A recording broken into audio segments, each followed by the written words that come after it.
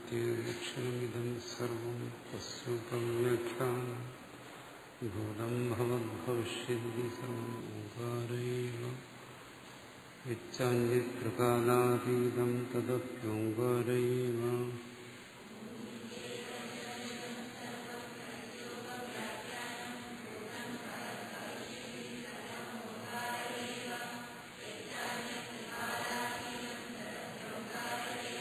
സർവം ഹേതബ്രഹ്മായമാത്മാ ബ്രഹ്മ സ്വയമാത്മാ ചതുഷ്പാദ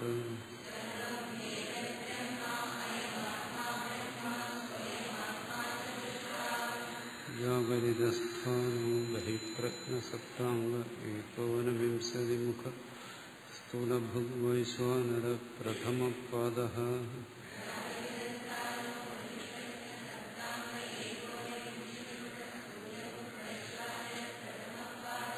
സ്വപ്നസ്ഥാനോ അന്തഃപ്രജ്ഞഃ സപ്താംഗ ഏകോനവിംശതിമുഖ പ്രവിവിക്തഭുക് തൈജസോ ദ്വിതീയപാദഃ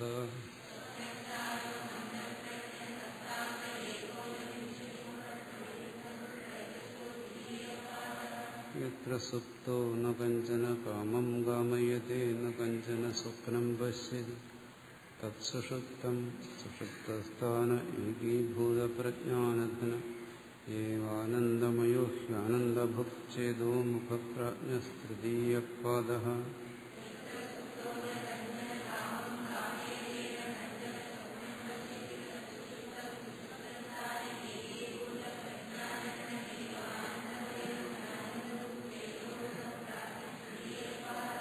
യേശ സർവേശ്വര യേശ സർവജ്ഞ യേശ അന്തര്യാമി യേശ യോനിഃ സർവസ്യ പ്രഭാപ്യയോ ഹി ഭൂതാനാം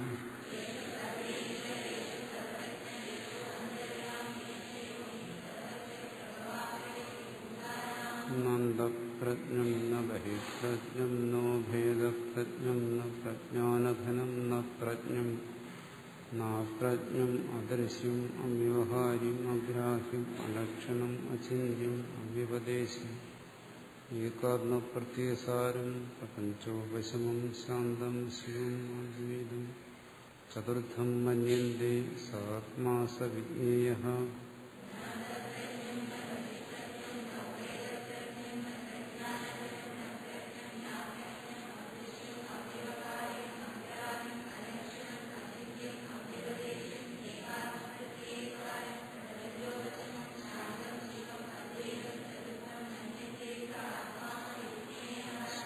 സ്വയമാത്മാദ്യക്ഷരം ഓംകാരോ അധിമാത്രം പാദമാത്ര മാത്രാശ്ച പാദ അകാര ഉകാരോ മകാര ഇതി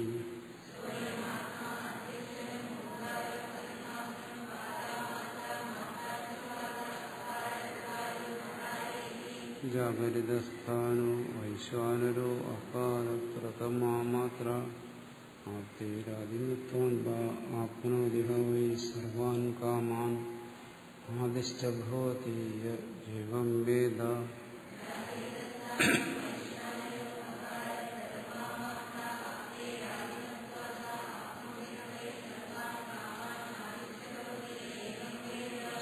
സ്വപ്നസ്ഥാനത്തൈജസ ഉകാരോ ദ്വിതീയാ മാത്ര ഉത്കർഷാദ് ഭയത്വാദ് വാ ഉത്കർഷതയാ വൈ ജ്ഞാനസന്തതിം സമാനശ്ച ഭവതി നസ്യ ബ്രഹ്മവിദ് ഉദേ ഭവതി ഏവം വേദ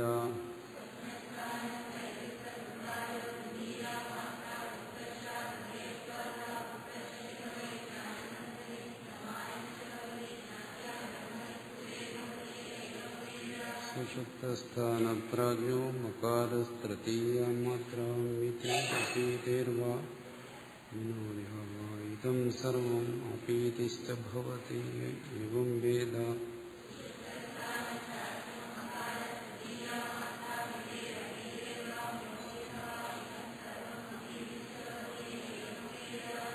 മാത്ര സദൃഥോ അവ്യവഹാരിക പ്രപഞ്ചോപശം സ്യോ അദ്വൈത ഓംകാര ആത്മൈവ സംവിശതി ആത്മനാ ആത്മാനം ഏവം വേദ.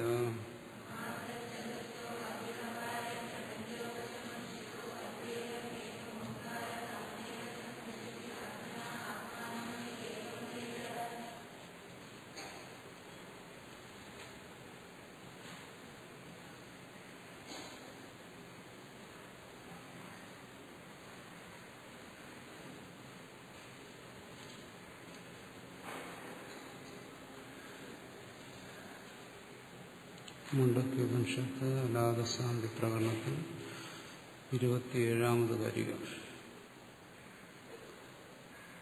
നിമിത്തം ന സദാ ചിത്തം സംസ്പൃശത്തി അധുസുതൃഷു അനിമിത്തോ വിപര്യാസ കഥം തസ്യ ഭവിഷ്യതി.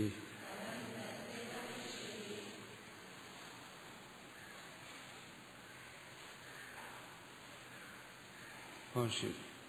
നനു വിപര്യാസഃ തർഹി അസതി ഘടാദോ ഘടാദ്യാഭാസതാ ചിത്തസ്യ.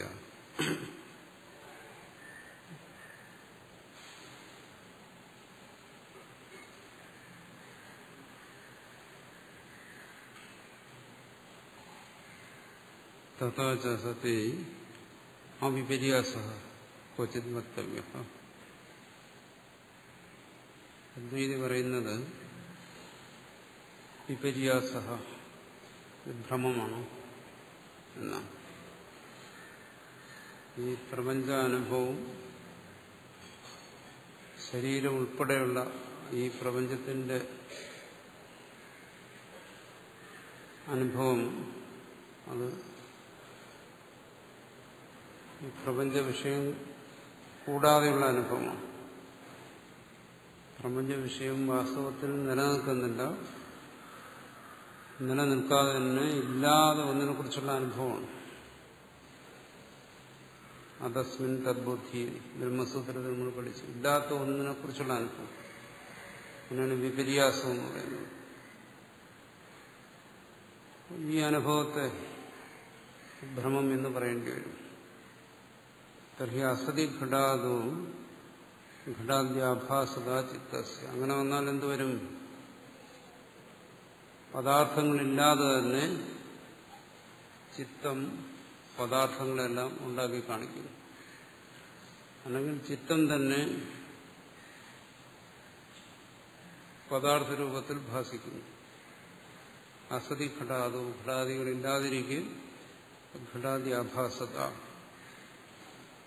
വസ്തുക്കളായുള്ള അപ്രതീതി എന്നിന്റെ ചിത്തത്തിന്റെ ചിത്തത്തിന് അങ്ങനെ ഒരു കഴിവുണ്ട്. വസ്തുവില്ലെങ്കിലും അതിനെ പ്രകാശിപ്പിക്കും. ഇല്ലാത്ത വസ്തുവിനെ ഉണ്ടാക്കി പ്രകാശിപ്പിക്കുന്നു, അല്ലെങ്കിൽ ഇല്ലാത്ത വസ്തുക്കൾ ഉണ്ടെന്ന് തോന്നിപ്പിക്കുന്നു. ഇതാണ് വിപര്യാസം. തഥാ സതി അവിപര്യാസ ക്വചിത് വക്തവ്യം. അങ്ങനെ വന്നു കഴിഞ്ഞാൽ ഒരു ദോഷം വരും. എന്താണ്? എവിടെയെങ്കിലും ഒരു ഭ്രമം അങ്ങനെ ഉണ്ടാകുമ്പോൾ, ഉദാഹരണത്തിന് രജ്ജുസർപ്പം, അങ്ങനൊരു ഭ്രമം ആയിട്ട് നമുക്ക് അനുഭവം ഉണ്ടാകണമെങ്കിൽ മുമ്പ് എവിടെയെങ്കിലും ഒരു യഥാർത്ഥ സർപ്പത്തെ കണ്ടിരിക്കും. യഥാർത്ഥ സർപ്പത്തെ കാണുന്നവനാണ് സർപ്പഭ്രമം ഉണ്ടാകുന്നത്. വെള്ളി എന്താണെന്ന് അറിയുന്നവനാണ് മുത്തച്ചിപ്പിയിൽ രജതഭ്രമം ഉണ്ടാകുന്നത്. ഒരു ഭ്രമത്തെ നമ്മൾ അംഗീകരിക്കുകയാണെങ്കിൽ ആ ഭ്രമം ഉണ്ടാക്കുന്നതിന് നിമിത്തമായ സത്യവസ്തുവിനെ അംഗീകരിക്കേണ്ടി വരും. അങ്ങനെ അല്ലാതെ ഇവിടെ ഭ്രമം കാണാനേ ഇല്ല. അതാണ് പൂർവക്ഷി പറയുന്നത് തഥാച സതി അവിപര്യാസഃ. അവിപര്യാസമില്ലാതിരിക്കുക.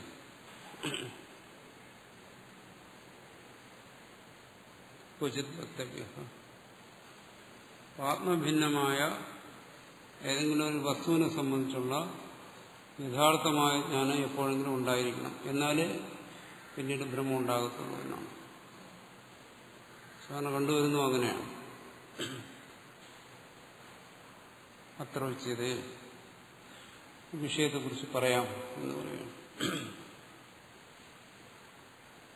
എവിടെയെങ്കിലും സത്യമായ ഒരു വസ്തുവിന്റെ അനുഭവം ഉണ്ടായതുകൊണ്ടാണ് പിന്നീട് ഭ്രമം ഉണ്ടാകുന്നത് എന്ന കാര്യത്തെക്കുറിച്ച് പറയാം. എന്താണ്? നിമിത്തം ന സദാചിത്തം.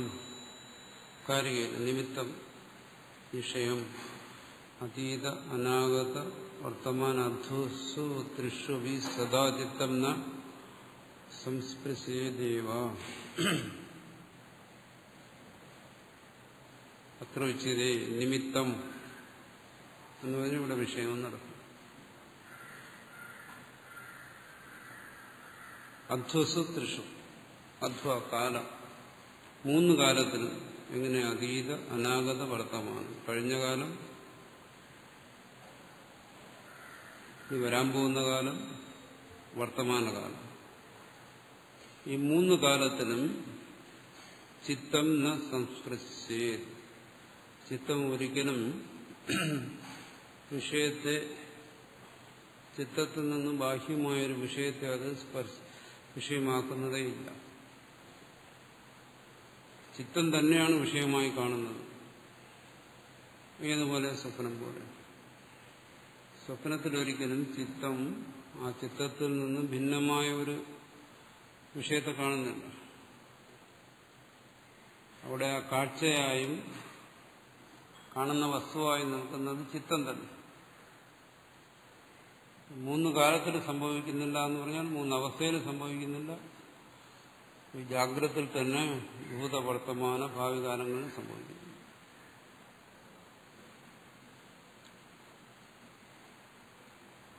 സംസ്പൃശേദേവ. യദി ക്വചിത് സംസ്പൃശേത് സോ അവിപര്യാസഃ പരമാർത്ഥം. എവിടെയെങ്കിലും അങ്ങനെ സംഭവിക്കുകയാണെങ്കിൽ, ഏതെങ്കിലും ഒരു സ്ഥലത്ത് ചിത്തം ഒരു യഥാർത്ഥമായ സർപ്പത്തെ കണ്ട് പിന്നീട് വേറെ സ്ഥലത്ത് ചെന്നപ്പോൾ ഇരുട്ടിൽ അവിടെ ബ്രഹ്മസർപ്പത്തെയും കണ്ടു എന്ന് വരികയാണെങ്കിൽ ശരി. പക്ഷെ അങ്ങനെ ഒരു സ്ഥലത്തും അങ്ങനെ സംഭവിക്കുന്നില്ല. എവിടെയെങ്കിലും സംഭവിച്ചിരുന്നുവെങ്കിൽ നമുക്ക് പറയാമായിരുന്നു യഥാർത്ഥത്തിലൊരു സർപ്പമുണ്ട്, പിന്നെ ബ്രഹ്മസർപ്പമുണ്ടെന്ന് പറയാമായിരുന്നു. ചോദിക്കും, അങ്ങനെയാണല്ലോ കാണുന്നത്. അങ്ങനെ യഥാർത്ഥത്തിലൊരു സർപ്പമുണ്ട്, സർപ്പത്തെ കണ്ടു, അത് കഴിഞ്ഞ് പിന്നീട് ഭയം കൊണ്ട് വേറെടുത്തും അങ്ങനെ ഉണ്ടെന്ന് തോന്നി. ഇത് രണ്ടായിട്ടാണല്ലോ അനുഭവപ്പെടുന്നത്.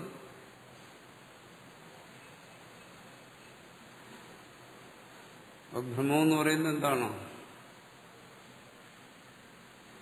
ഒന്നിനെ സത്യമായി അനുഭവിക്കുന്നതുകൊണ്ട് അത് സത്യമാകത്തില്ല. മറിച്ച് അസത്യത്തെ സത്യമായി അനുഭവിക്കുന്നതാണ് ഭ്രമം.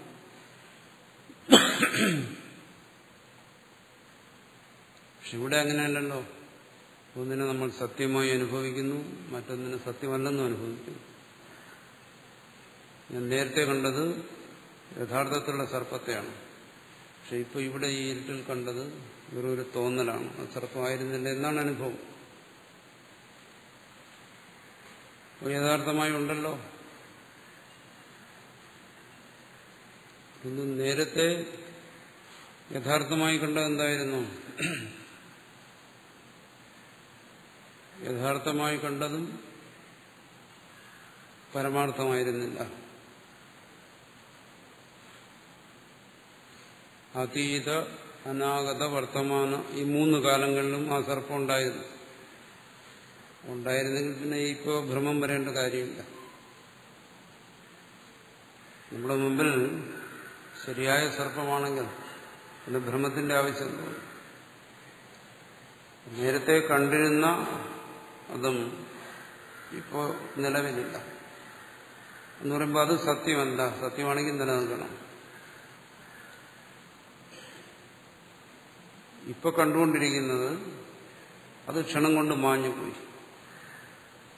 ഇനി രണ്ടും തമ്മിൽ എന്താ വ്യത്യാസം? കാലത്തിന്റെ വ്യത്യാസം. അവിടെ കുറച്ച് കൂടുതൽ സമയം നമ്മളതിനെ കണ്ടു. ഇവിടെ ക്ഷണത്തിൽ കണ്ടു എന്നുള്ള വ്യത്യാസമാണ്. അത് സത്യവും ഇത് അസത്യവുമല്ല. ഏതുപോലെ സ്വപ്നത്തിൽ കാണുന്നത് പോലെ സ്വപ്നത്തിലും ഒരു സർപ്പത്തെ കാണാം. ദീർഘകാലം ആ സർപ്പം ജനിക്കുന്നതും വളരുന്നതും മരിക്കുന്നതും എല്ലാം അനുഭവപ്പെടാം.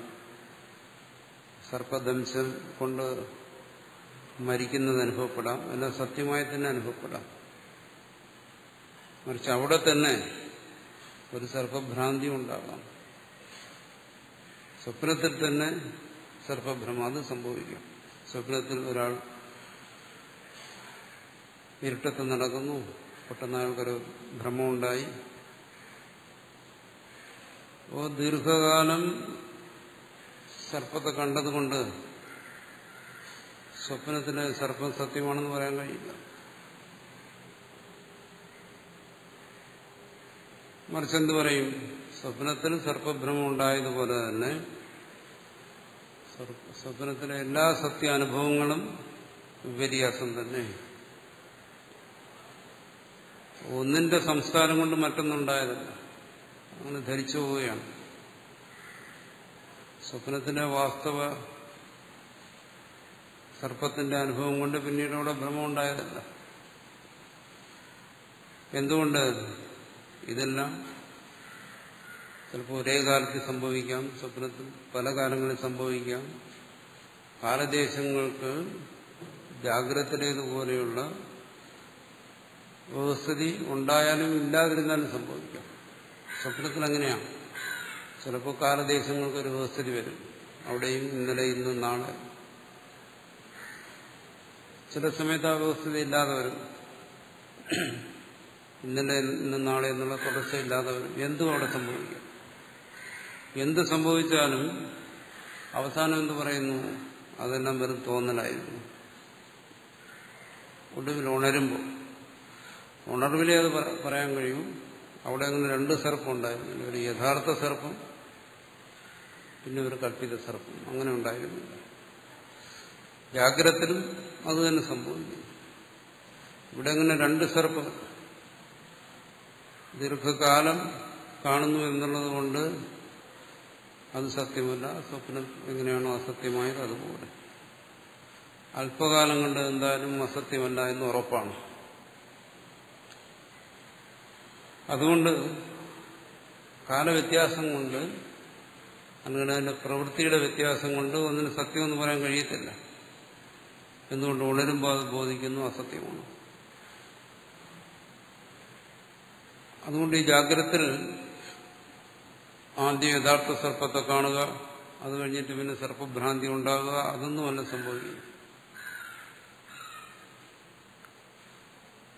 യഥാർത്ഥമായി തോന്നിയാലും ഭ്രാന്തിയായി തോന്നിയാലും അത് ഭ്രമം തന്നെയാണ് എന്ന് ഈ ഭ്രമത്തിൽ നിന്ന് ഉണരുന്നവന് ബോധ്യപ്പെടുന്നു. അല്ലാത്തവന് ബോധ്യപ്പെടത്തില്ല. സ്വപ്നം വിട്ട് ജാഗ്രതത്തിലേക്ക് വന്നവനെ ബോധ്യപ്പെടും സ്വപ്നം ഭ്രമമാണ്. അതുപോലെ ഈ ജാഗ്രതത്തിൽ നിന്ന് മുക്തനായവനെ ബോധ്യപ്പെടും ഇത് ഭ്രമമാണ്. അതവിടെ കുറച്ചു കാലം കണ്ടാലും നീണ്ട കാലം കണ്ടാലും അതിനൊന്നും വ്യത്യാസമില്ല. അതുകൊണ്ട് അങ്ങനെ ധരിച്ചിരിക്കുന്ന എന്താണ്? ആദ്യം സത്യത്തെ കാണണം, എന്നാലേ പിന്നെ ഭ്രമം ഉണ്ടാകത്തുള്ളൂ എന്നൊക്കെ കരുതുന്നത് ശരിയല്ല എന്നാണ് പറയുന്നത്.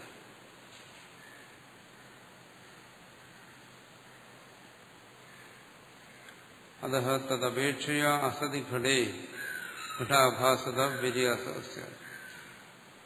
അതുകൊണ്ട് ആദ്യം യഥാർത്ഥത്തിലുള്ള വസ്തുവിനെ കണ്ട് അതിനെ അപേക്ഷിച്ച്, എന്ന് വെച്ചാൽ അതിന്റെ സംസ്കാരം മനസ്സിലിരുന്നത് കൊണ്ട് പിന്നീട് ആ വസ്തുവിനെ കുറിച്ചൊരു ഭ്രമമുണ്ടായി എന്നാണ് പൂർവക്ഷി പറയുന്നത്. നതു തദസ്തി കഥാചിതവി ചിത്തസ്യ അർത്ഥ സംസ്പർശനം. പക്ഷെ ഇവിടെ അങ്ങനെ സംഭവിക്കുന്നില്ല. ഇവിടെ ചിത്തത്തിൽ നിന്നും വേറിട്ടൊരർത്ഥമില്ലാത്തതുകൊണ്ട് അങ്ങനെ വേറിട്ട് ഒരർത്ഥവുമായിട്ടുള്ള ബന്ധം ചിത്തത്തിന് ഒരിക്കലും സംഭവിക്കുന്നില്ല. ചിത്തം തന്നെ നാനാതരത്തിലുള്ള അർത്ഥങ്ങളിവിടെ സൃഷ്ടിച്ചുകൊണ്ടിരിക്കുന്നു. അതാണ് സംഭവിക്കുന്നത്. അതുകൊണ്ട് ഭ്രമം ഉണ്ടാകണമെങ്കിൽ യഥാർത്ഥ അനുഭവം മുമ്പ് ഉണ്ടായിരിക്കണം എന്ന് കരുതുന്നത് എന്തുകൊണ്ടാണ്? നമ്മുടെ അനുഭവങ്ങളെ യഥാർത്ഥമെന്നും അയഥാർത്ഥമെന്നും രണ്ടായി തിരിക്കുന്നതുകൊണ്ടാണ്. പ്രപഞ്ച അനുഭവത്തിൽ അങ്ങനെ രണ്ടനുഭവങ്ങളില്ല, എല്ലാം അയഥാർത്ഥം തന്നെ. ഇതെന്താ വ്യത്യാസമുള്ളത്? കാലദേശങ്ങളുടെ വ്യത്യാസം, ദീർഘകാലത്തെ വ്യത്യാസം, അല്പകാലത്തെ ആ വ്യത്യാസം, അതേ ഉള്ളൂ. ദീർഘകാലത്തെ അനുഭവം, അല്പകാല അനുഭവം. ദീർഘകാല അനുഭവത്തെ നമ്മളെന്ത് പറയുന്നു? സത്യം. അല്പകാല അനുഭവത്തെ നമ്മൾ ബ്രഹ്മമെന്ന് പറയുന്നു. അപ്പോൾ ചോദിക്കും, ദീർഘകാലത്തെ അനുഭവം ഉള്ളതുകൊണ്ട് എന്തുകൊണ്ടതിനെ സത്യമെന്ന് പറഞ്ഞുകൂടാ? എന്തായാലും സർപ്പഭ്രമം അല്പകാല അനുഭവമാണ്, അതുകൊണ്ട് നമ്മളതിനെ അസത്യമെന്ന് പറയുന്നു. വാസ്തവത്തിലുള്ള സർപ്പത്തെ നമ്മളുടെ അനുഭവം അങ്ങനെയല്ല, ദീർഘകാലമാണ് അതിന്റെ അനുഭവം. അതിന്റെ ജനനം മുതൽ മരണം വരെ അതിനെ നമുക്ക് നിരീക്ഷിക്കാം. അല്ലെങ്കിൽ ഇനി കാണുന്നവന്റെ ജീവിതകാലം മുഴുവൻ അതിനെ നിരീക്ഷിക്കാം. അതൊരു ക്ഷണം മനസ്സിൽ തോന്നി മാഞ്ഞു പോകുന്നത് പോലെ അതും എങ്ങനെ ഭ്രമമാകും എന്ന് പറഞ്ഞാലോ, പറയുന്ന ഒരു അനുഭവം ദീർഘകാലം നിലനിൽക്കുന്നുണ്ട്, അതിന് സത്യമെന്ന് പറയാൻ പറ്റത്തില്ല. ജനനം മുതൽ മരണം വരെയുള്ള അനുഭവമാണെന്ത്? ആകാശം നീല നിറമാണെന്നുള്ള അനുഭവം. പക്ഷെ ദീർഘം നിൽക്കുന്നുണ്ട്, സത്യമാണ്. രൂപരഹിതമായ ആകാശത്തിൽ രൂപമുണ്ടെന്ന് ധരിക്കുക, അല്ലെങ്കിൽ മുകളിൽ കാണുന്ന നീല നിറം അത് ആകാശത്തിൻ്റെതാണെന്ന് ധരിക്കുക. അത് ജനനം മുതൽ മരണം വരെയുള്ളതാണ്. പക്ഷെ അതുകൊണ്ട് സത്യമാണെന്ന് കരുതാൻ പറ്റുമല്ല. അതിനെക്കുറിച്ച് ചിന്തിക്കുമ്പോൾ പഠിക്കുമ്പോൾ മനസ്സിലാവുന്ന എന്താണോ? ആകാശം അരൂപിയാണ്. അവിടെ ഈ കാണുന്ന പ്രകാശം ആകാശത്തിൻ്റെതല്ല. പക്ഷെ ബാലന്മാർ പറയും എന്താണോ? ഇത് ആകാശം നീലമാണ്, നീല നിറമാണെന്ന് പറയും. അതുപോലെ പല അനുഭവങ്ങളും. മരുമരീചിക ദീർഘകാലം അനുഭവപ്പെടാം. എത്ര കാലം പ്രകാശം അവിടെ ഉണ്ടായിരിക്കുമോ അത്രയും കാലം അവിടെ ജലാനുഭവം ഉണ്ടാകാം. അത് ദീർഘകാലം അനുഭവപ്പെടുന്നുണ്ട്, സത്യം എന്ന് പറയാൻ പറ്റത്തില്ല. ദീർഘകാലം അനുഭവപ്പെടുന്നത് കൊണ്ട് ഒന്നിനെ സത്യമെന്ന് പറയാൻ പറ്റത്തില്ല. ഇനി പറയും ദീർഘകാലം അനുഭവപ്പെടുന്നത് മാത്രമല്ല, സർപ്പം കടിക്കുന്നുണ്ട്, ഈ സർപ്പം കടിക്കുന്നില്ല. ആ സർപ്പം എഴയുന്നുണ്ട്, ഈ സർപ്പം എഴയുന്നില്ല. ആ സർപ്പം ഭയത്തെ ഉണ്ടാക്കുന്നു. വെറുതെ ഭയത്തെ ഉണ്ടാക്കുകയല്ല, അത് കടിച്ച് മുറിവേൽപ്പിച്ച് ഭയത്തെ ഉണ്ടാക്കി അത് കൊല്ലുന്നു. അർത്ഥക്രിയാകാര്യത്തിൽ സഫലമായ പ്രവൃത്തികൾ അവിടെ ഉണ്ടാകുന്നു. ഇതിലതൊന്നും സംഭവിക്കുന്നില്ല എന്ന് പറഞ്ഞാലോ, സ്വപ്നത്തിലും സർപ്പം ഇതെല്ലാം ചെയ്യും.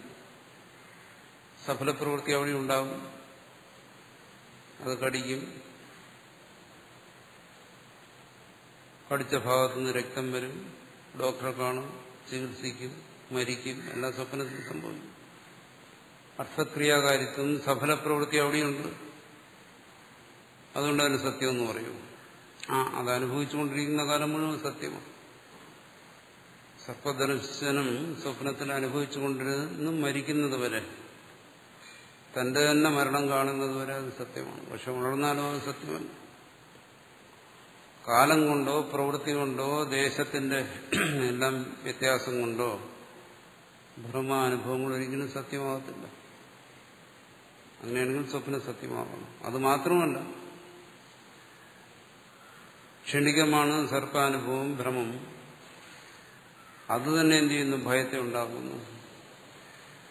അനുഭവം തീവ്രമാണെങ്കിൽ മരണം വരെ സംഭവിക്കാം.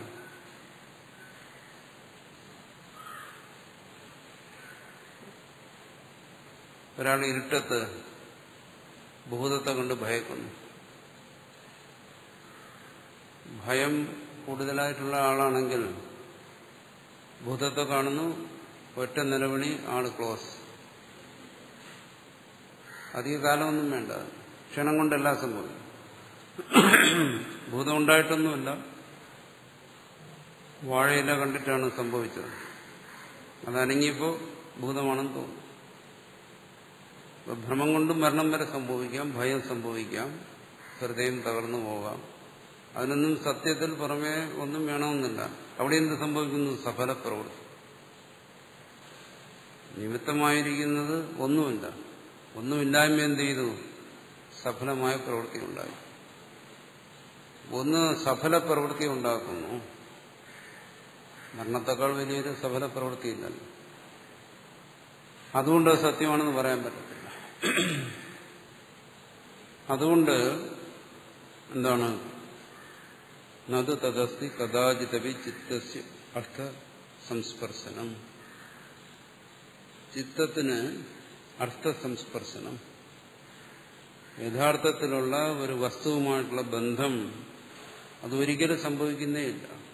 നിങ്ങൾ സർപ്പത്തെ സത്യമായി കണ്ടാലും ശരി, അതിനെ ഭ്രമമായി കണ്ടാലും ശരി, ഈ അനുഭവങ്ങൾ നിങ്ങൾ സത്യമെന്ന് ധരിച്ചാലും ശരി, ഭ്രമമെന്ന് ധരിച്ചാലും ശരി, രണ്ടിടത്തും സംഭവിക്കുന്ന ഒന്ന് തന്നെ. ചിത്തം തന്നെ അവിടെ അർത്ഥമായി തീരുന്നതേ ഉള്ളൂ. അല്ലാതെ ചിത്തത്തിന് ഗ്രഹിക്കാൻ മറ്റൊരർത്ഥം അവിടെ ഇല്ല, സത്യമായ ഒന്നില്ല. തസ്മാത് അനിമിത്തോ വിപര്യാസഃ കഥം തസ്യ ചിത്തസ്യ ഭവിഷ്യതി. അതുകൊണ്ട് വിഷയമില്ലാത്ത ഒരു ഭ്രമം പൂർവക്ഷി പറയുകയാണ്. അതിന്റെ ഇടയ്ക്കാണ് സിദ്ധാന്തം കൂടി ചർച്ച ചെയ്തത്.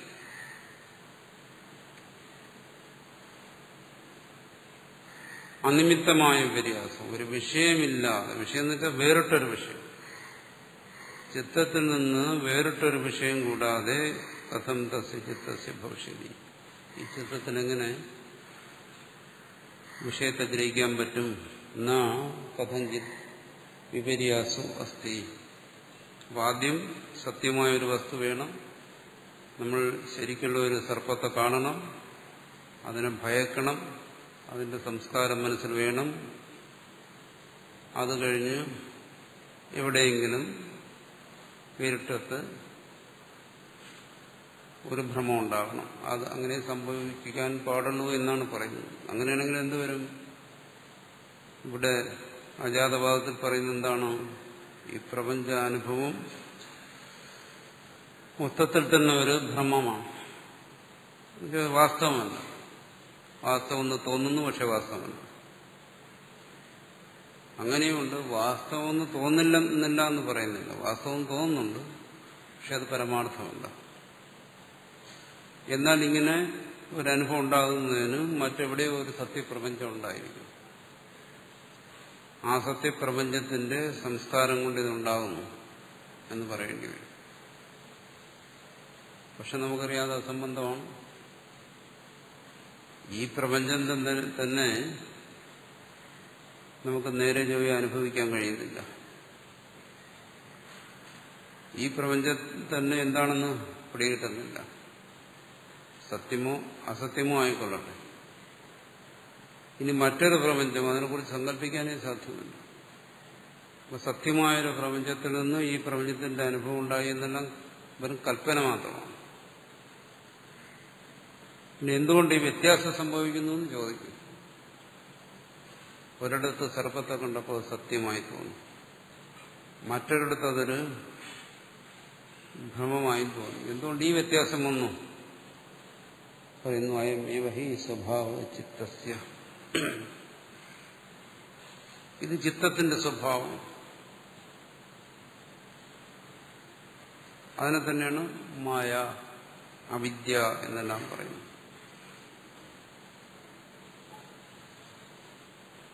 ഇല്ലാത്തതിനെ ഉണ്ടാക്കി കാണിക്കും. അതെന്താ ഇല്ലാത്തതിനെ ഉണ്ടാക്കി കാണിക്കുന്നത്? അതാണ് ഇന്ദ്രജാലം കണ്ടിട്ടുള്ളവർക്കറിയാം. ഇന്ദ്രജാലത്തിൽ ഇല്ലാത്തതിനെ ഉണ്ടാക്കി കാണിക്കുന്നു. ഇന്ദ്രജാലം അല്ലെങ്കിൽ സാധാരണ അനുഭവത്തിലുള്ള 100 അനുഭവങ്ങൾ എടുക്കുക. രജ്ജുസർപ്പം പോലെയുള്ള അനുഭവങ്ങൾ ധാരാളം. അവിടെയെല്ലാം ഇല്ലാത്തതിനെ ഉണ്ടാക്കി കാണിക്കുന്നു. ഒരുവന്റെ അനുഭവത്തിൽ അനേക ക്ഷണങ്ങളിൽ അത് വ്യക്തമാകുന്നു. ഇല്ലാത്തതിന്റെ അനുഭവം ഉണ്ടാകാം എന്നുള്ള കാര്യം വ്യക്തമാകുന്നു. അങ്ങനെയാണെങ്കിൽ എല്ലാ അനുഭവങ്ങൾക്കും അടിസ്ഥാനപരമായിരിക്കുന്ന അത് തന്നെ, ഇല്ലാത്തതിനെ സത്യമെന്ന് തോന്നിക്കുന്ന ആ ശക്തി. അതിനാണ് ഇവിടെ ചിത്തസ്വഭാവം അല്ലെങ്കിൽ അവിദ്യ, മായ എന്ന് പറയുന്നത്.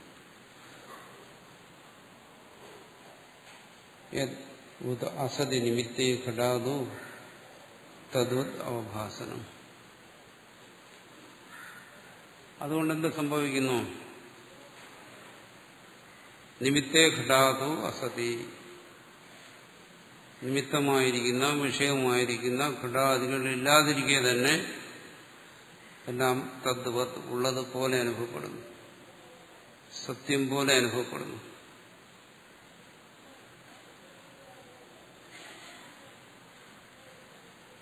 അങ്ങനെയാണെങ്കിൽ എന്തുകൊണ്ട് ഇതെല്ലാവരും അറിയുന്നില്ല? ആരും ആ അസത്യ വിവേചനം ചെയ്യുന്നില്ല. അതുകൊണ്ട് ഇത് സത്യമാണോ അസത്യമാണോ എന്ന് പരിശോധിക്കുന്നില്ല. ഈ അനുഭവങ്ങളെല്ലാം എന്തുകൊണ്ട് അസത്യമായിക്കൂടെ എന്ന് ചിന്തിക്കുന്നില്ല. ചിന്തിക്കാതിരുന്നാൽ സത്യമായി തന്നെ അനുഭവപ്പെടും. കാരണം സത്യമായി അനുഭവപ്പെടുന്നത് മറ്റൊരു തരത്തിൽ അനുഭവപ്പെടാൻ വഴിയില്ല. ചിന്തിക്കുന്നവരെ സംബന്ധിച്ച് പറയുകയാണ്, സത്യമായി അനുഭവപ്പെടുന്നുണ്ടെങ്കിലും ഇത് സത്യമല്ല, പരമാർത്ഥമല്ല. ചിത്തത്തിൽ നിന്ന് വേറെയാണെന്ന് അനുഭവപ്പെടുന്നുണ്ടെങ്കിലും വേറെയല്ല. നമുക്ക് എങ്ങനെ അനുഭവപ്പെടുന്നത്? വസ്തു പുറമേ നിലനിൽക്കുന്നു, ആ വസ്തുവിനെ മനസ്സ് ഗ്രഹിക്കുന്നു. എങ്ങനെയുള്ള മനസ്സ്? ആ വസ്തുവിൽ നിന്നും വേറിട്ട മനസ്സ്, മനസ്സിൽ നിന്നും വേറിട്ട വസ്തുവിനെ ഗ്രഹിക്കുന്നു. ഇതാണ് സാധാരണ അനുഭവം. പറയുന്നു അതാണ് അനുഭവമെങ്കിലും ചിന്തിക്കുമ്പോൾ മനസ്സിലാകുന്നു എന്താണോ, മനസ്സിൽ നിന്ന് വേറിട്ടൊരു വസ്തുവില്ല. വസ്തുവിൽ നിന്ന് വേറിട്ട മനസ്സല്ല അതിനെ ഗ്രഹിക്കുന്നത്. ആ മനസ്സിന്റെ തന്നെ പരിണാമമാണ് വസ്തു.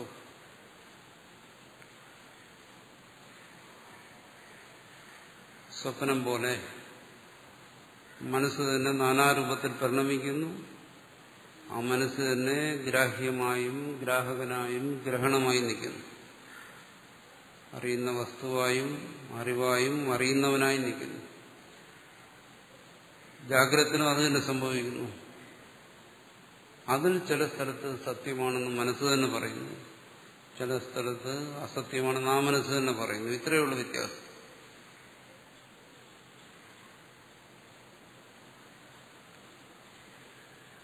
അതിന് എന്തുകൊണ്ടത് സംഭവിക്കുന്നു? അതിനാണ് പറഞ്ഞത് സ്വഭാവ ചിത്തസ്യ.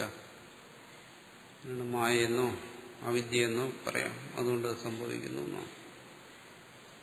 അതുകൊണ്ട് ഇവിടെ നിഷേധിച്ച കാര്യം എന്താണ്? ഒരു ഭ്രമം ഉണ്ടാകുന്നതിന് ആ വസ്തുവിനെ കുറിച്ച് സത്യമായ അനുഭവം ഉണ്ടാകണം എന്ന് കരുതുന്നത് ശരിയല്ല.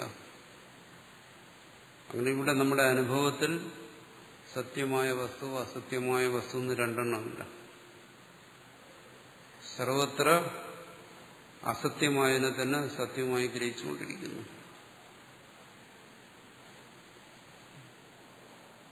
നിമിത്തം ന സദാ ചിത്തം സംസ്പൃശതി അധ്വസൂത്രിഷോ അനിമിത്തോ വിപര്യാസ കഥം തസ്യ ഭവിഷ്യതി തസ്മാന്ന ജായതേ ചിത്തം ചിത്തദൃശ്യം ന ജായത്തെ തസ്യ പശ്യന്തി യേ ജാതിം ഖേ വൈ പശ്യന്തി തേ പദം.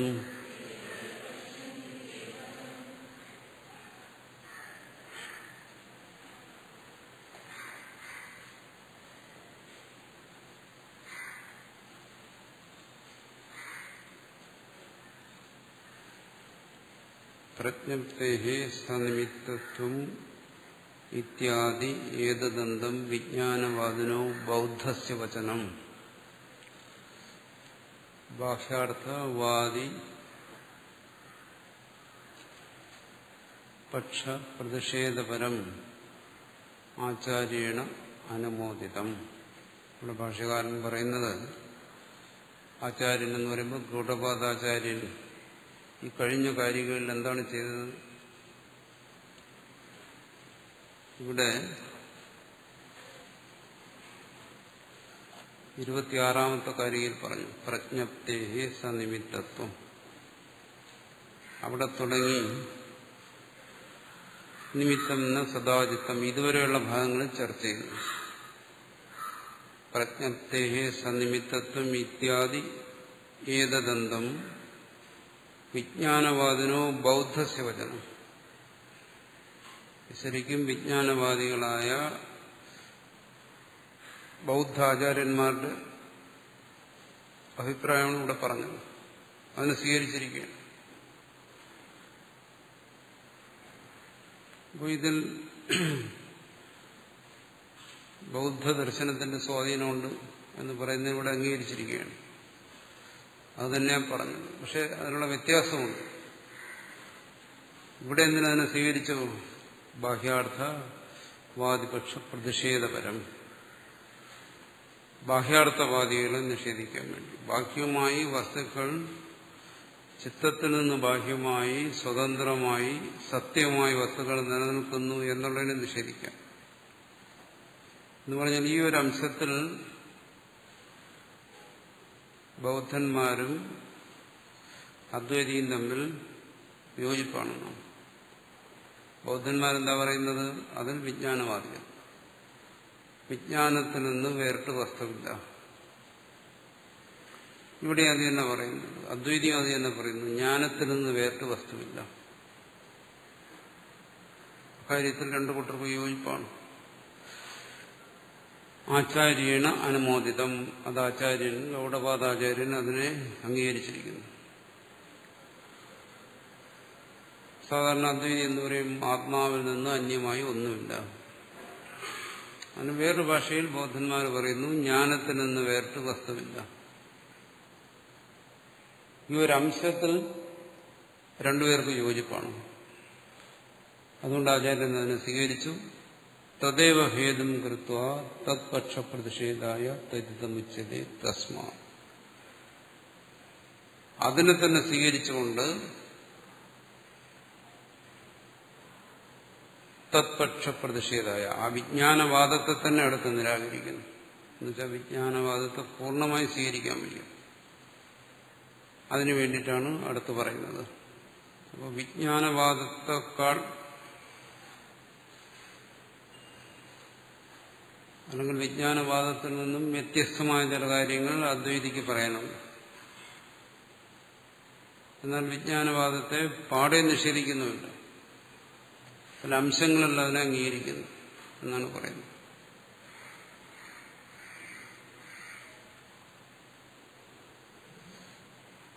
അപ്പോൾ വിജ്ഞാനവാദത്തെ ഏതെങ്കിലും ഒരു അംശത്തിൽ അംഗീകരിച്ചാൽ ആ ഒരംശത്തിൽ ബൗദ്ധപക്ഷം വരും. അത് സ്വീകരിക്കുന്നുണ്ട്, ഒരംശത്തിൽ അംഗീകരിക്കുന്നുണ്ട് ആചാര്യൻ. അതുകൊണ്ടാണ് ശങ്കരാചാര്യരുടെ പ്രച്ഛന്ന ബൗദ്ധൻ എന്ന് പറയുന്നത്. ആത്യന്തികമായി സർവപ്രമാണങ്ങളെയും നിഷേധിക്കുന്നു, വേദത്തെ പോലും നിഷേധിക്കുന്നു. ബൗദ്ധന്മാർ വേദനിഷേധകരാണ്, അവരും അത് തന്നെ ചെയ്യുന്നു. ഇവിടെ ശങ്കരാചാര്യനും അത് തന്നെ ചെയ്യുന്നു. ഒരർത്ഥത്തിൽ വേദത്തെ നിഷേധിക്കുന്നു. എങ്ങനെ? പാരമാർത്ഥികമായി ബ്രഹ്മമല്ലാതെ മറ്റൊന്നുമില്ല. വേദത്തിലെ കർമ്മകാണ്ഡത്തെ എല്ലാം ബൗദ്ധന്മാർ നിഷേധിക്കുന്നു. അത് ഹിംസ ഉണ്ടാക്കുന്നതാണ് എന്നെല്ലാം പറഞ്ഞ് അതിനെ നിഷേധിക്കുന്നു. മുഖ്യമായി ഹിംസ ഉണ്ടാക്കുന്നു. ശങ്കരാചാര്യർ അതിനെ നിഷേധിക്കുന്നു. മോക്ഷത്തിന് അത് ഉപകരിക്കുന്നില്ല, ചിത്തശുദ്ധിക്ക് ഉപകരിക്കുന്നില്ല, കാമ്യകർമ്മങ്ങൾ ത്യജിക്കേണ്ടതാണെന്ന് പറയുന്നു. അപ്പോൾ അങ്ങനെ പല അംശങ്ങളിലും ബൗദ്ധ പരമ്പരയോട് യോജിക്കുന്നതുകൊണ്ടാണ് പ്രച്ഛന്ന ബുദ്ധനെന്ന് പറഞ്ഞത്.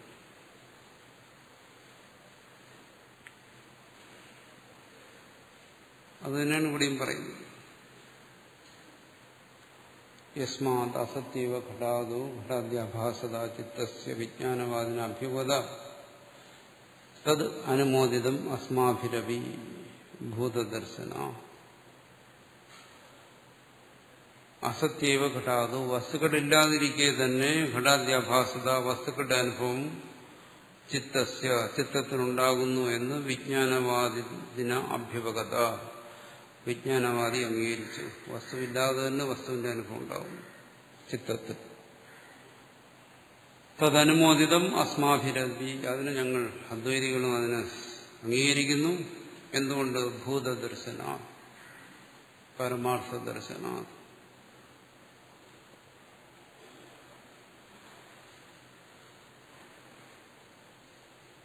ഇത് വിജ്ഞാനവാദത്തെ സംബന്ധിച്ച് മാത്രമല്ല, മറ്റ് പല ദർശനങ്ങളെ സംബന്ധിച്ചും അദ്വൈതീയനെ സ്വീകരിച്ചിട്ടുണ്ട്. യോഗത്തിൽ നിന്ന് പല കാര്യങ്ങളും സ്വീകരിച്ചിട്ടുണ്ട്.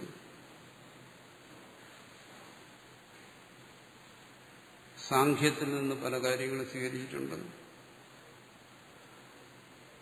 യോഗത്തെ നിഷേധിക്കുമ്പോൾ പറയും, യോഗത്തിൽ പറയുന്ന യമനിയമാദി കാര്യങ്ങൾ അത് ഞങ്ങൾക്ക് സ്വീകാര്യമാണ്.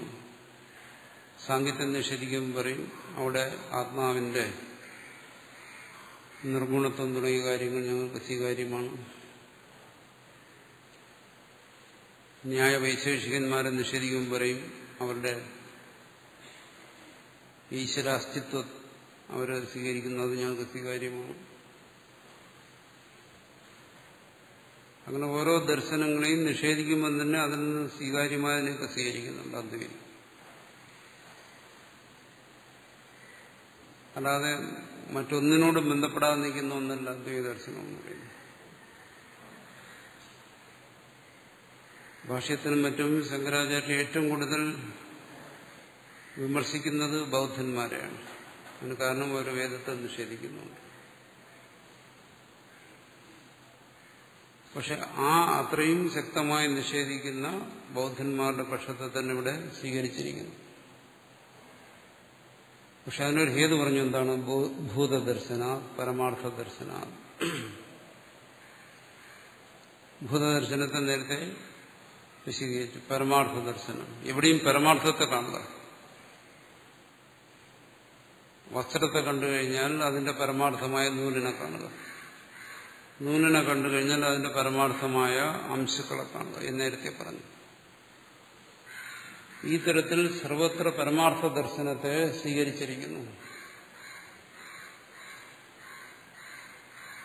അങ്ങനെ സ്വീകരിച്ചിരിക്കുന്നതുകൊണ്ട് ഇവിടെ ഈ പ്രതീതികളിലെല്ലാം വസ്തുക്കളെയല്ല കാണുന്നത്, വസ്തുക്കളെ പ്രതീതമാകുന്ന ആ വിജ്ഞാനത്തെയാണ്.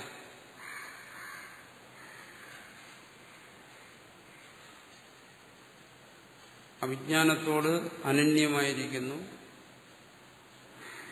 വസ്തുക്കൾ. അതാണ് അവിടുത്തെ ഭൂതദർശനം, പരമാർത്ഥ ദർശനം. വിജ്ഞാനത്തിൽ നിന്ന് വേറിട്ട് വസ്തുക്കളില്ല.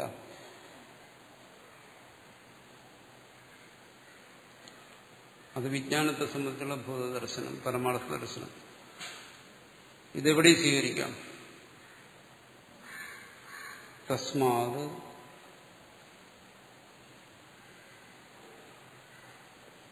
തസ്യാവിചിത്തസ്യ ജായമാനാവഭാസത അസത്യവ ജന്മനി യുക്ത ഭവിതമിത്യതോ ന ജായതേ ചിത്തം. അതുകൊണ്ട് ആ ചിത്തം അവിടെ ക്ഷണിക വിജ്ഞാനവാദികൾ എന്താണ് പറയുന്നത്? ആ ചിത്തം ക്ഷണം പ്രതി ഉണ്ടായി നശിക്കുന്നു. ഒരു ക്ഷണം ഉണ്ടാകുന്നു, അടുത്ത ക്ഷണം നശിക്കുന്നു. ജായമാന അവഭാസത, അതിന്റെ ഉത്പത്തി അനുഭവപ്പെടുന്നു. നമ്മുടെ അനുഭവത്തിലും അങ്ങനെയാണ്. ഒരറിവുണ്ടാകുന്നു, നശിക്കുന്നു, അടുത്ത അറിവുണ്ടാകുന്നു. ഒരറിവിൽ ഒരു വിഷയത്തെ ഗ്രഹിക്കുന്നു, അത് പോകുന്നു, അടുത്ത വിഷയത്തെ ഗ്രഹിക്കുന്നു. ജായമാന അവഭാസത, ചിത്തത്തിന്റെ ഈ പ്രതീതി, ഉണ്ടായി നശിക്കുന്ന ഈ പ്രതീതി, ഇതിനെ അംഗീകരിച്ചുകൊണ്ടാണ് ബൗദ്ധന്മാർ ക്ഷണിക വിജ്ഞാനവാദത്തെ സ്വീകരിച്ചിരിക്കുന്നത്. അസത്യേവ ജന്മനി യുക്ത ഭവിതും ഇത്യതോ ന ജായതേ ചിത്തം.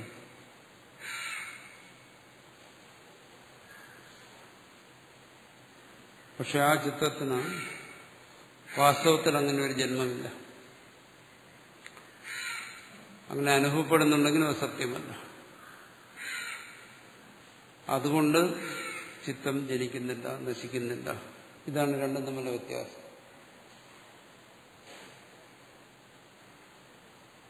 വിജ്ഞാനവാദിയും അദ്വൈതിയും തമ്മിലെ വ്യത്യാസം. വിജ്ഞാനവാദി ചിത്തം ജനിക്കുന്നതായും മരിക്കുന്നതായും കരുതുമ്പോൾ അദ്വൈതി പറയുന്നു ജനന മരണങ്ങൾ ചിത്തത്തിന് സംഭവിക്കുന്നില്ല. ചിത്തം എന്ന് പറഞ്ഞൂടെ വിജ്ഞാനം, ജ്ഞാനം അതിന് സംഭവിക്കുന്നില്ല.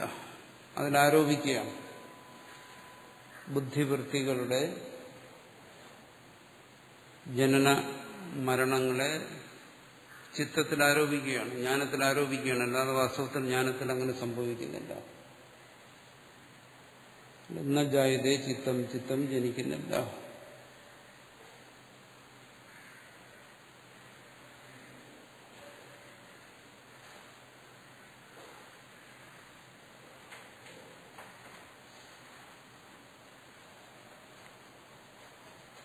യഥാ ചിത്തദൃശ്യം ന ജായതേ അധ തസ്യ ചിത്തസ്യ ഏജാതിം പശ്യന്തി വിജ്ഞാനവാദിനഃ ക്ഷണിക ദുഃഖിത്വ ശൂന്യത്വ അനാത്മത്വാദിച തേനൈവ ചിത്തേന ചിത്തസ്വരൂപം ദ്രഷ്ടും അശക്യം പശ്യന്തഃ ഖേവേ പശ്യന്തി തേ പദം പക്ഷാദീനാം. യഥാ ചിത്തദൃശ്യം ന ജായതേ,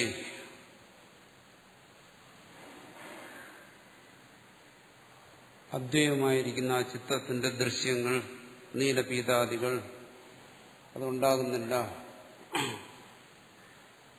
വേറിട്ടുണ്ടാകുന്നില്ല. ചിത്തത്തിൽ നിന്ന് വേറിട്ട് സ്വതന്ത്രമായതുണ്ടാകുന്നില്ല. ചിത്തം തന്നെയാണ്. തസ്യ ചിത്തസ്യ ജാതിം പശ്യന്തി. പക്ഷെ എന്നിട്ടും ആ ചിത്തത്തിന്റെ ജന്മത്തെ കാണുന്നു, അതുണ്ടാകുന്നതായി കാണുന്നു. വിജ്ഞാനവാദിനഃ, മനുഷ്യന്റെ ജീവന്റെ സാധാരണമായ അനുഭവത്തെ സ്വീകരിച്ചുകൊണ്ട് പറയുന്നു, ആ ഇതുണ്ടാകുന്നു, നശിക്കുന്നു. ഉള്ളിൽ അറിവുണ്ടാകുന്നു, നശിക്കുന്നു. ചിത്തം എന്ന് പറയുന്ന അറിവിനെയാണ്. അവരെന്ത് പറയുന്നു? ക്ഷണിക ദുഃഖിത്വ ശൂന്യത്വ അനാത്മത്വാദിച്ച. ആ ചിത്തത്തെ എങ്ങനെ കാണുന്നു? ക്ഷണികമായി കാണുന്നു, ദുഃഖിയായി കാണുന്നു, ശൂന്യമായി കാണുന്നു, അനാത്മാവായി കാണുന്നു. ചിത്തത്തെ പരസ്പരം ഭിന്നങ്ങളായി കാണുന്നു. മുമ്പ് എനിക്ക് എന്നിന്റെ ഒരു അറിവുണ്ടായി, ഇപ്പൊ വേറൊരു അറിവുണ്ടായി. അറിവിന് രണ്ടായി കാണുന്നു.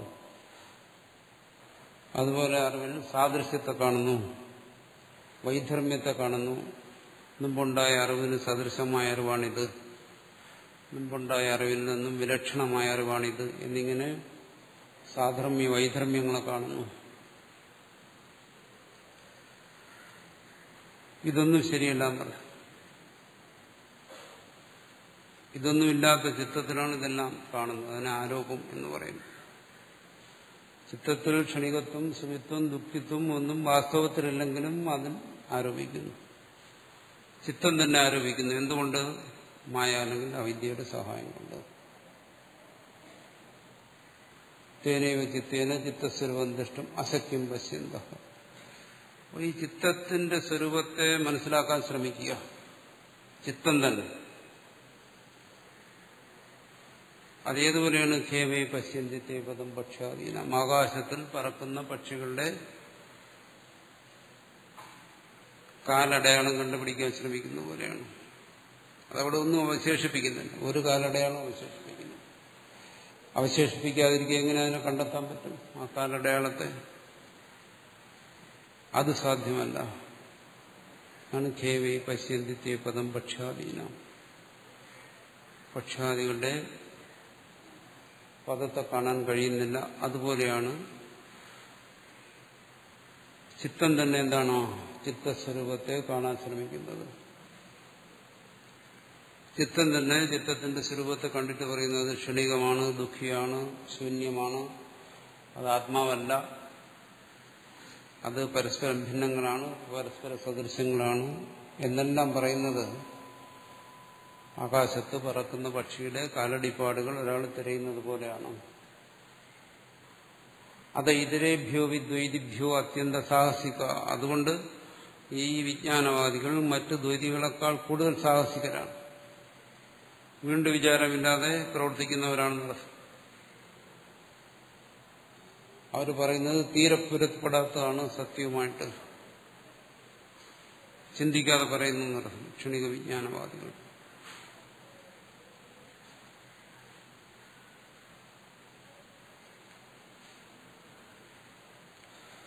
ഏപി ശൂന്യവാദന പശ്യന്തേവ സർവശൂന്യതാം. ഇനി അതുപോലെ തന്നെ ശൂന്യവാദികൾ അവർ പറയുന്ന സർവവും ശൂന്യം, ശൂന്യത്തിൽ നിന്നാണ് ഇതെല്ലാം എന്ന് വന്നു കഴിഞ്ഞാൽ ഏപി ശൂന്യവാദന പശ്യന്തേവ സർവശൂന്യതാം. അവർ സർവശൂന്യതയെ കാണും. ഒരു കൂട്ടർ ക്ഷണികമായ വിജ്ഞാനത്തെ കാണുമ്പോൾ മറ്റു കൂട്ടർ സർവശൂന്യതയെ കാണുന്നു. അവരെന്ത് ചെയ്യുന്നു? സ്വദർശനസ്യാവിശൂന്യത. സ്വന്തം വാക്കിന്റെയും ശൂന്യത അവർക്ക് കാണേണ്ടി വരും. നിങ്ങൾ എന്തിനെയാണോ സമർത്ഥിക്കാൻ ശ്രമിക്കുന്നത് അത് ശൂന്യമെന്ന് പറയേണ്ടി വരും. സർവശൂന്യവാദിയാണ്. തതോപി സാഹസികതര. അതുകൊണ്ട് ഈ വിജ്ഞാനവാദികളെക്കാൾ സാഹസികരാണവർ. വിജ്ഞാനവാദികളുടെ അത്ര പോലും ചിന്തിക്കാത്തവരാണ് ശൂന്യവാദികൾ. അവരെല്ലാം എന്ത് ചെയ്യുന്നു? ഖം മുഷ്ടിനാഭി ജിഗൃക്ഷന്തി. ആകാശത്തെ കൈക്കുമ്പിളിൽ എടുക്കാൻ നോക്കുകയാണ് അവർ. സ്വന്തം കൈക്കുള്ളിൽ ആകാശത്തെ ഒതുക്കാൻ ശ്രമിക്കുന്നു. സർവ്വവ്യാപിയായിരിക്കുന്ന ആകാശത്തെ ഒരു പദാർത്ഥമാണ് തെറ്റിദ്ധരിച്ച് സ്വന്തം കൈ കൊണ്ട് പിടിക്കാൻ ശ്രമിക്കുന്നു എന്ന് പറഞ്ഞാൽ സ്വന്തം കൈയിൽ അതിനെ ഒതുക്കാൻ ശ്രമിക്കുന്നു. അതുപോലെയാണ്. അതുകൊണ്ട് വിജ്ഞാനവാദം, ശൂന്യവാദം എന്നെല്ലാം പറയുന്നത് പല അംശങ്ങളിലും അദ്വൈതത്തോട് ചേരുമെങ്കിലും അദ്വൈതിക്ക് അതൊന്നും പൂർണ്ണമായും സ്വീകരിക്കാൻ വയ്യ. ശൂന്യവാദത്തിനും അദ്വൈതം പോലെയുള്ള കാര്യങ്ങൾ പറയുന്നുണ്ട്. അസത്തല്ല, ദസത്തമല്ല, അല്ല സദസത്തല്ല, സദസദുഭയ ലക്ഷണമാണ് എന്നെല്ലാം പറയുന്നുണ്ടെങ്കിലും ഒരു സാഹസികന്മാരാണ്. ഈ അദ്വൈതത്തെ അവർക്ക് ഉൾക്കൊള്ളാൻ കഴിയുന്നില്ല എന്നാണ്.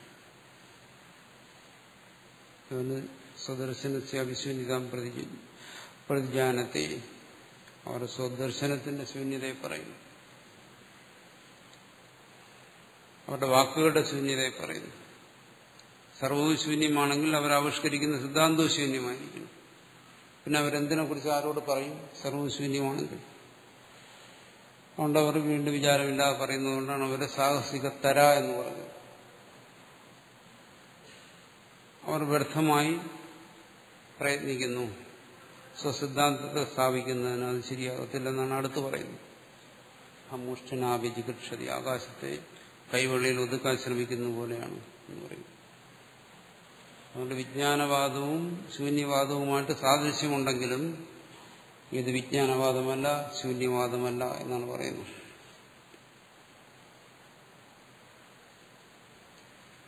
തസ്മാന്നജായതേ ചിത്തം ചിത്തദൃശ്യം ന ജായതേ തസ്യ പശ്യന്തി യേ ജാതിം ഖേ വൈ പശ്യന്തി തേ പദം.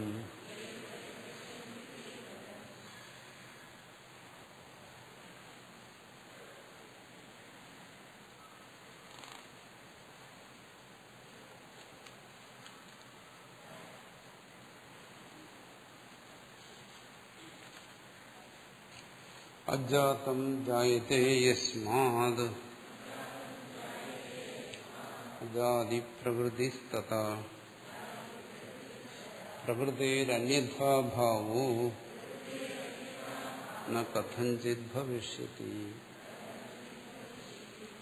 ഈ കാര്യം വളരെ പ്രസിദ്ധമാണ്.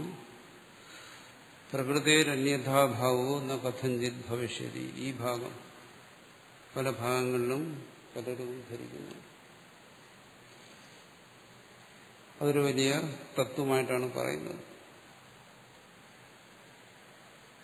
പ്രകൃതിയുടെ മാറ്റം അതൊരിക്കലും സംഭവിക്കുന്നില്ല. പ്രകൃതിരന്യഥാഭാവവും പ്രകൃതിയുടെ അന്യതാഭാവവും ഒരിക്കലും സംഭവിക്കുന്നില്ല എന്ന് പറഞ്ഞാൽ അഗ്നി അതിന്റെ പ്രകൃതി ആണ് ഉഷ്ണം, അതൊരിക്കലും ശീതമായി മാറുന്നില്ല. ദൃഷ്ടാന്തം പറയുകയാണെങ്കിൽ ജലം ശീതമാണ്, അതൊരിക്കലും ഉഷ്ണമായി മാറുന്നില്ല. വായു ഇളകുന്നതാണ്, അതിന് നിശ്ചലമാകാൻ കഴിയത്തില്ല. ആകാശം അരൂപിയാണ്, അതിന് രൂപിയാകാൻ കഴിയത്തില്ല.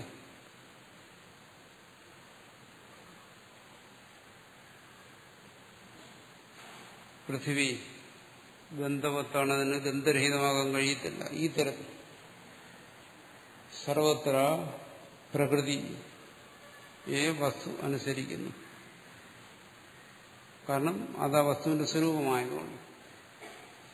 ഉഷ്ണം അഗ്നിയുടെ സ്വരൂപമാണ്. അതുകൊണ്ട് തന്നെ ഉഷ്ണത്തെ വിട്ടിട്ട് അഗ്നിക്ക് നിലനിൽക്കാൻ കഴിയത്തില്ല. അത് ദഹിപ്പിച്ചുകൊണ്ടേ നിലനിൽക്കാൻ കഴിയും. അതെവിടെയെങ്കിലും നിലനിൽക്കുമ്പോൾ, ഒരു ഇന്ധനത്തെ നിലനിൽക്കുമ്പോൾ ഇന്ധനത്തെ ദഹിപ്പിക്കും. അതതിന്റെ സ്വഭാവമാണ്. അതാണ് ഇവിടെ പറയുന്നത്.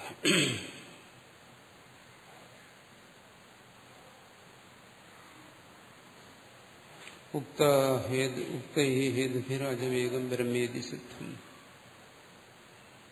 ഇതുവരെ പറഞ്ഞ കാര്യങ്ങളുണ്ട്, ഒന്നും മനസ്സിലായി. ഈ അജമാണ് എന്ന് പറയുമ്പോൾ അജാതിയെ സമർത്ഥിച്ചു, ജാതിയെ നിഷേധിച്ചു. ജാതി എന്ന് പറഞ്ഞാൽ ഇവിടെ നമ്മൾ സാധാരണ പറയുന്ന ജാതിയല്ല, ജന്മം എന്നാണ്, ഉത്പത്തി എന്നാണ്. ജാതിക്ക് അങ്ങനെ അർത്ഥമുണ്ട്. ബ്രാഹ്മണത്വാദി ജാതിയല്ല ഇവിടെ പറയുന്നത്. അത് അജമാണ്, ഏകമാണ്, ബ്രഹ്മമാണ് എന്ന് ശ്രദ്ധിച്ചു. യത് പുനരാദോ പ്രതിജ്ഞാതം തദ്ഫലോപസംഹാരാർത്ഥോ അയം ശ്ലോകഃ. മുമ്പ് പറഞ്ഞു എന്താണ് ശരിയായ ജ്ഞാനത്തെക്കുറിച്ച് ഞാൻ പറയാൻ പോകുന്നു. ഭക്ഷ്യാമ്യകാർപ്പണ്യം എന്ന് നേരത്തെ പറഞ്ഞു. ആ കാർപ്പണ്യത്തെയാണ് ഇവിടെ വിശദീകരിക്കുന്നത്. അതാണ് യത് പുനരാദോ പ്രജ്ഞാതം തദ്ഫല ഉപസംഹാരാർത്ഥോ അയം ശ്ലോക. ആ ഫലത്തെ ഉപസംഹരിക്കുന്നതിന് വേണ്ടിയിട്ടാണ് ഈ വരുന്ന ശ്ലോകങ്ങൾ. അജാതമേ ചിത്തം ബ്രഹ്മൈവ ജായതേതി വാദ്ഭി പരികൽപ്യതേ. അജാതമായിരിക്കുന്ന ആ ചിത്തം ബ്രഹ്മം അത് തന്നെയാണ് ജനിക്കുന്നതെന്നാണ് വാദികൾ കരുതുന്നത്.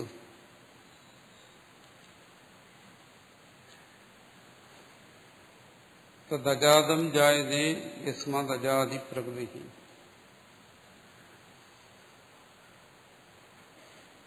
അജാതം ജായതേ യസ്മാത് അജാതി പ്രകൃതി എന്നാ പറഞ്ഞിരിക്കുന്നു. അജാതമായത് ജനിക്കുന്നു, അതുകൊണ്ട് പ്രകൃതി അജാതിയാണ്. തസ്യ തസ്മാത് അജാതരൂപായ പ്രകൃതിർ അന്യതാഭാവോ ജന്മന കഥഞ്ചിത് ഭവിഷ്യതി. അതുകൊണ്ട് അജാതിയായിരിക്കുന്ന ജനനരഹിതമായിരിക്കുന്ന ആ പ്രകൃതിയുടെ ചിത്തം തന്നെ അജാതരൂപായ പ്രകൃതേഹേ ജന്മരഹിതമായിരിക്കുന്ന പ്രകൃതിയുടെ അന്യതാഭാവം ജനന മരണങ്ങൾ ജന്മ എന്ന കഥഞ്ചിത് ഭവിഷ്യത് ഒരിക്കലും സംഭവിക്കത്തില്ല. അതിന്റെ സ്വഭാവമാണ്.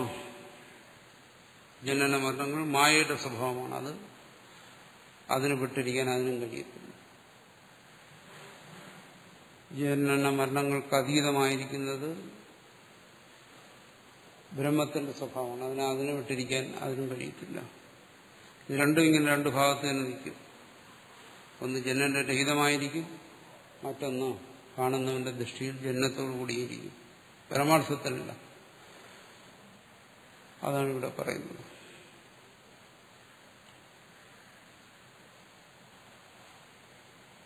പരമാർത്ഥത്തിൽ ജനിച്ചില്ലെങ്കിലും ജനിച്ചതുപോലെ തോന്നും. പരമാർത്ഥത്തിൽ നശിച്ചില്ലെങ്കിലും അത് നശിച്ചതുപോലെ തോന്നും. അതുകൊണ്ടാണ് അജാതി പ്രകൃതി എന്ന് പറഞ്ഞിരിക്കുന്നത്. പ്രകൃതിക്ക് മാറ്റം സംഭവിക്കാതെ തന്നെ മാറ്റം സംഭവിക്കുന്നത് പോലെ തോന്നും. അതുകൊണ്ട് പ്രകൃതിയുടെ അന്യതാഭാവം ഒരിടത്ത് സംഭവിക്കുന്നില്ല. അത് ലൗകികമായ ദൃഷ്ടാന്തത്തിലായാലും ശരി, പാരമാർത്ഥികമായ ബ്രഹ്മത്തെ സംബന്ധിച്ചായാലും ശരി. അതുകൊണ്ട് ലൗകികമായ ദൃഷ്ടാന്തത്തിന് വേണ്ടിയും ഇത് പറയും. പ്രകൃതിയുടെ അന്യഥാഭാവോ ന കഥഞ്ചിത് ഭവിഷ്യതി. ഒരിടത്തും പ്രകൃതിയുടെ അന്യഥാഭാവം സംഭവിക്കുന്നില്ല. ഒരു വസ്തുവും അതിന്റെ സ്വഭാവത്തെ വിട്ടിട്ട് നിലനിൽക്കുന്നില്ല. അത് ലൗകികമായി പോലും ശരിയാണെങ്കിൽ പാരമാർത്ഥികമായി പറയാനില്ല. അജാതിയായിരിക്കുന്ന ഈ പ്രകൃതി അതിന് മാറ്റം സംഭവിക്കുന്നില്ല. അജാതി എന്ന് പറയുന്നത് ഈ വിജ്ഞാനത്തിന്റെ സ്വഭാവം തന്നെയാണ്. വിജ്ഞപ്തി സ്വഭാവമാണ് അജാതി. അതിന് മാറ്റം സംഭവിക്കുന്നില്ല. അതാണ് ഇവിടെ പറയുന്നത്. അജാതം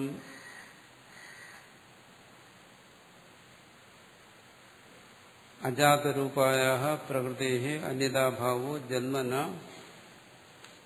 കഥഞ്ചിത് ഭവിഷ്യതി. അജാതം ജായത്തെ യസ്മാത് അജാതി പ്രകൃതിസ്തഥാ പ്രകൃതേരന്യഥാഭാവോ ന കഥഞ്ചിത് ഭവിഷ്യതി. അങ്ങനെയാണെങ്കിൽ പിന്നെ സൃഷ്ടി എങ്ങനെ സംഭവിക്കുമെന്നാണ് ചോദിക്കുന്നത്.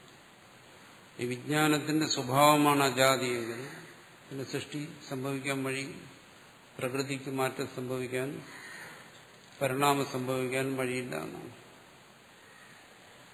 അനാദേർ അന്തവത്വം ച സംസാരസ്യ ന സേത്സ്യതി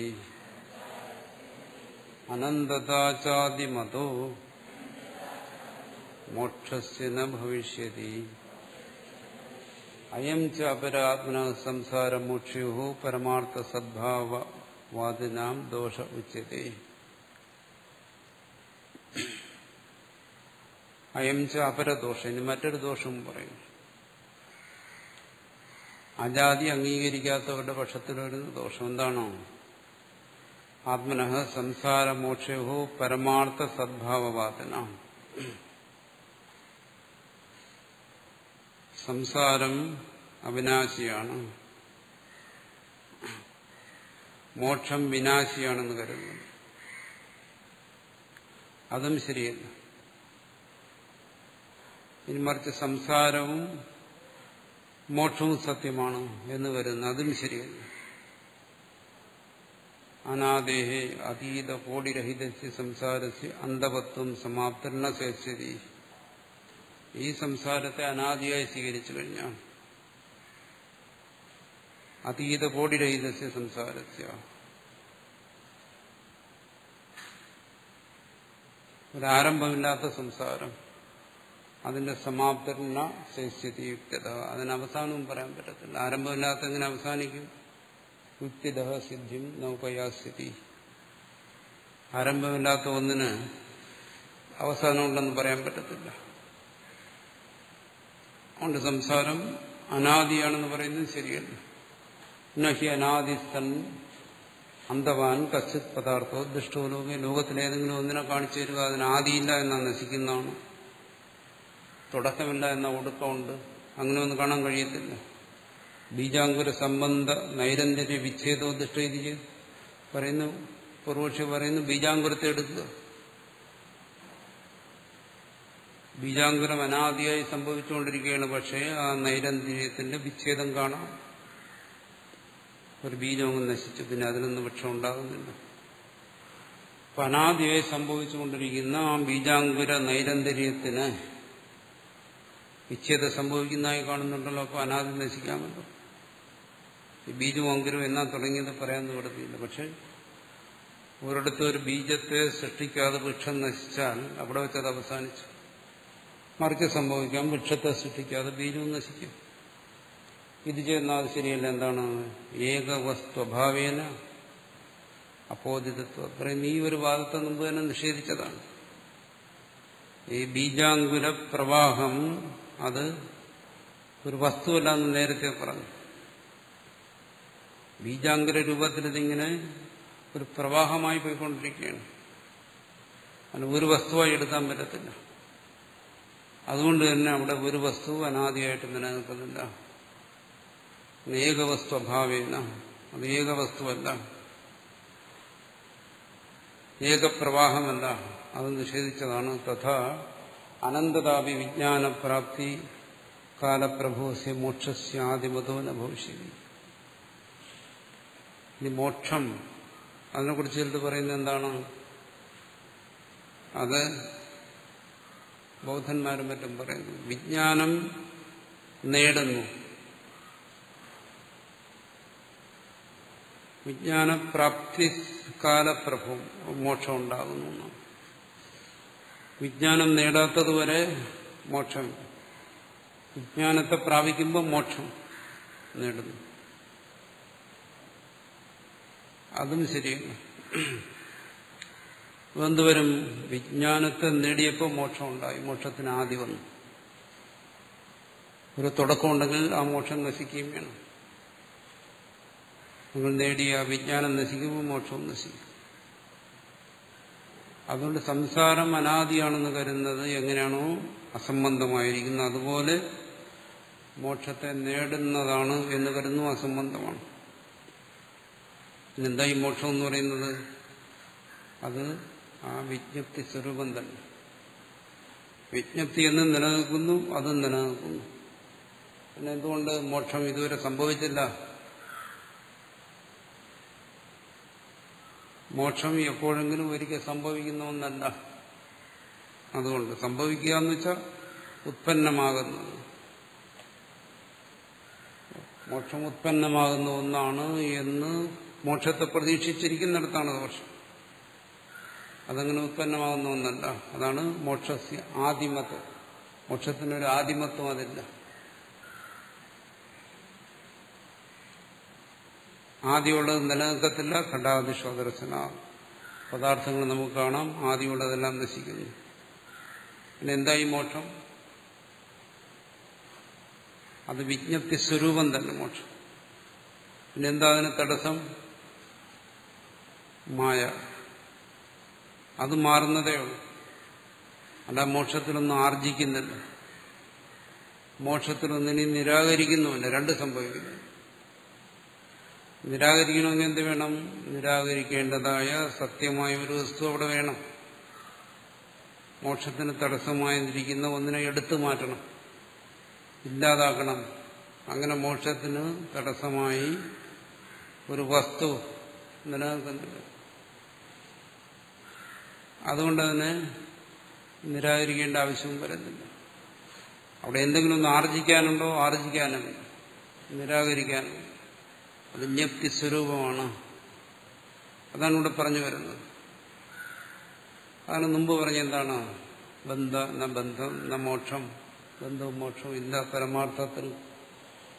പക്ഷെ ഉണ്ട് എന്ന് ഭ്രമിച്ചുകൊണ്ട് അതിനുവേണ്ടി പരിശ്രമിക്കുന്നു. ഘടാതി വിനാശവ അവസ്ഥത്വ അദോഷേതി ചേത്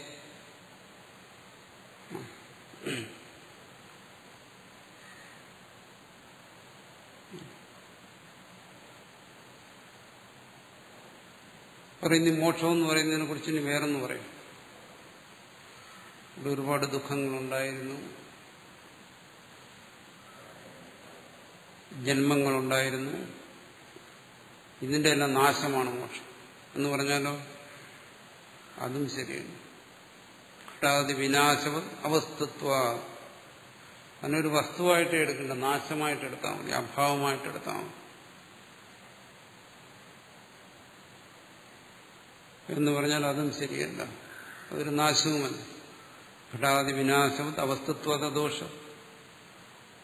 നാശം എന്ന് വന്നു കഴിഞ്ഞാലുള്ള സുഖം എന്താണ്? പിന്നെ അത് നശിക്കത്തില്ല. അതാണ് നാശത്തിനങ്ങനെ നശിക്കാൻ പറ്റും. ഒന്ന് സ്വയം നാശമായിരിക്കുക, അതിനെ നശിക്കാൻ കഴിയത്തില്ല. ഇനി അങ്ങനെ സങ്കല്പിച്ചാലോ ഒരിക്കലും നശിക്കാത്ത നാശമായി. അതാണ് നാശത്തെ, ധ്വംസത്തെ ധ്വംസരഹിതമെന്ന് പറയുന്നു നൈയായികന്മാരും മറ്റും. അനന്തമെന്ന് പറയുന്നു. അത് ശരിയല്ല. തഥാഗതി മോക്ഷസ്യ പരമാർത്ഥ സദ്ഭാവ പ്രജ്ഞാഹാനി. പക്ഷെ ഇവിടെ പറയുന്നത് അങ്ങനെയല്ല. മോക്ഷം ത്രികാലാബാധിതമാണ്, ത്രികാലാതീതമാണ്, അത് സത്യമാണ്. മോക്ഷത്തെ വെറും നാശമായിട്ടും ഗ്രഹിക്കാൻ വയ്യ. അപ്പൊ സത്യമാണെന്നാണ് പറയുന്നത്. ആചാര്യൻ പറഞ്ഞത്, ശ്രുതിയിൽ പറഞ്ഞിരിക്കുന്നത് സത്യം ജ്ഞാനം അനന്തം ബ്രഹ്മ എന്നാണ് പറഞ്ഞിരിക്കുന്നത്. ആ പറച്ചിലെല്ലാം ദോഷം വരും. അതുകൊണ്ട് അതിനൊരു നാശമായിട്ട് സ്വീകരിക്കാൻ വയ്യ. അസത്വാദേവ വിഷാണ ശിവ ആദിമത്വ അഭാവ.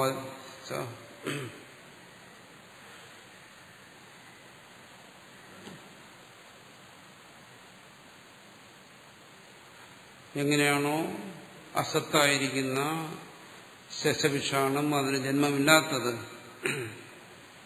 അതുപോലെ മോക്ഷത്തിനും ആദിയില്ല.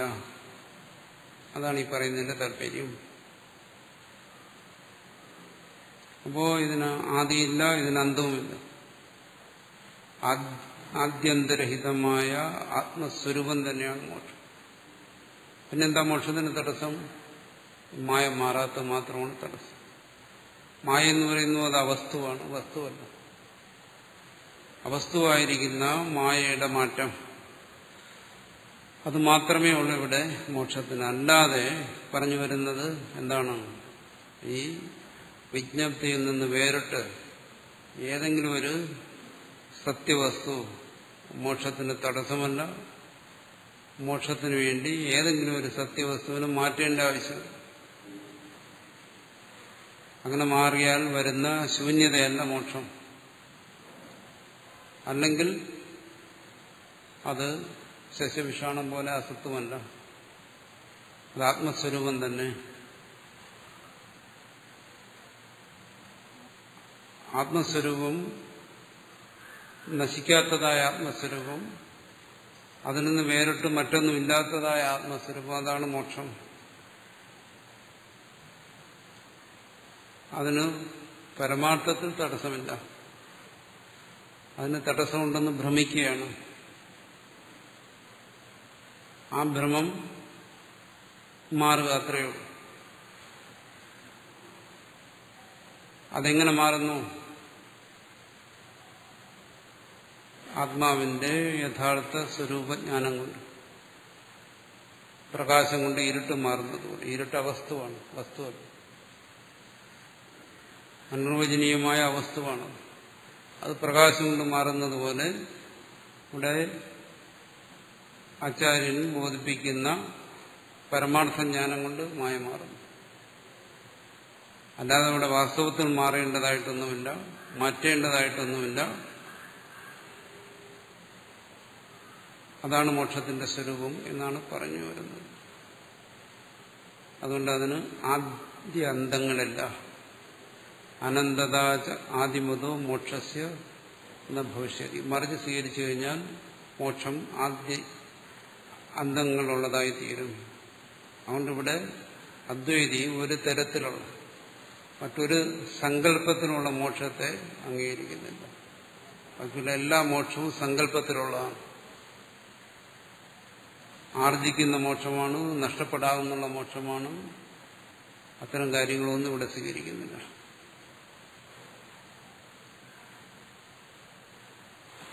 അനാദേർ അന്തവത്വം ച സംസാരസ്യ ന ശിഷ്യതി അനന്തതാചാദിമതോ മോക്ഷസ്യ ന ഭവിഷ്യതി.